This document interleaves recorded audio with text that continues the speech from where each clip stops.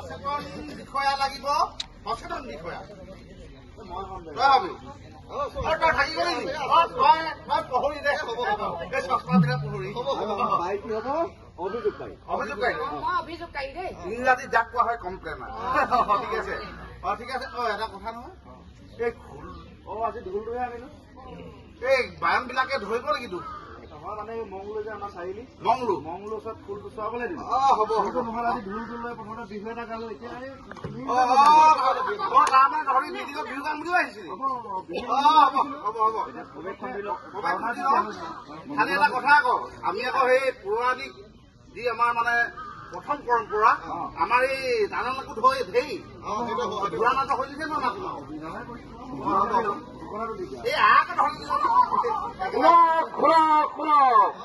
আমাৰ শ্ৰী শ্ৰীযুত যুগল কিশোৰ পেটুৱা মহাৰাজ দুজনী ৰাণীৰ সৈতে ৰাজসভাত প্ৰৱেশ কৰিছে আগতে শুনহ নিৰন্তৰে হৰি শূন্য হৰি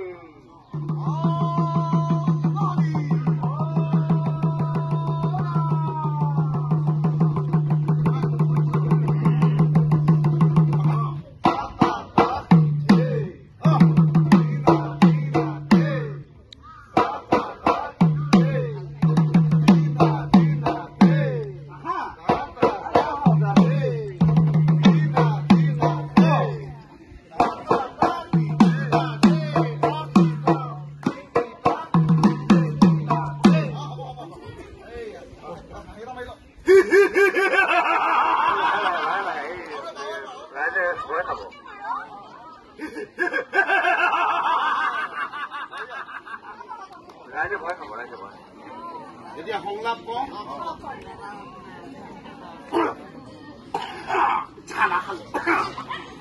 মন্ত্ৰীবৰ মহাৰাজ অচেৰে কুশলে মোৰ ৰাজ্যৰ যত প্ৰজাগণ কৰিছে নেকি কোনোবাই মহা আন্দোলন মহাৰাজ আপোনাৰ এই ডিজিটেল পৃথিৱীত আপোনাৰ প্ৰজাসকলে সুখ শান্তিৰে জীয়াই আছে কিন্তু মহাৰাজ তাৰ ভিতৰতো এটা দুখৰ সংবাদ আছে কি দুখ আমি জানিব পাৰিছো যে ৰাজসভালৈ কোনোবা কমপ্লেইনাৰ আগমন ঘটিছে অভিযোগকাৰী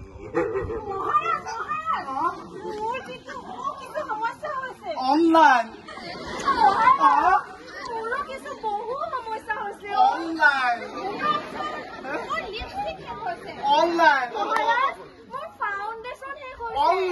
মানে এতিয়া মহাৰাজ অনলাইন বুলি কওঁতে সেই ফ্লিপকাৰ্টতে এমাজনত সহজ পৰে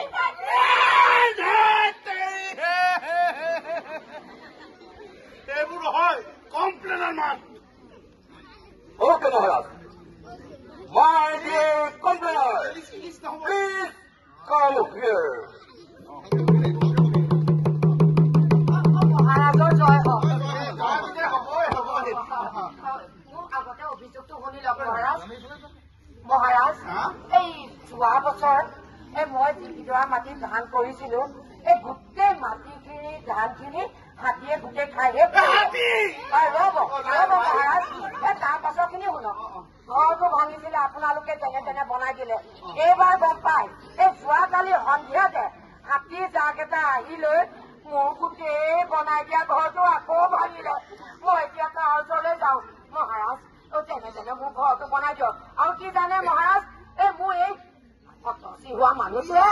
দিনৰ দিনটো ক'তনো কি খাই পৰি থাকেগে ক'ব নোৱাৰো কালি ৰাতিপুৱাই গ'ল আজি সন্ধিয়ালৈকে দেখা দেখি নাই এই ৰাতিপুৱালে মই এতিয়া আপোনালোকৰ ওচৰলৈ আহিছো মোক কিবা এটা কৰি দিয়ক মহাৰাজ মই কিবা এটা ব্যৱস্থা কৰি দিম কিন্তু তাৰ আগতে সেউতী মোৰ মৰমৰ ৰাণী দুজনী মই কিছুমান কথা ক'ব লাগিব ৰাইজক হয় নে নহয় তেনেহ'লে কোনখন ভাল আছিলে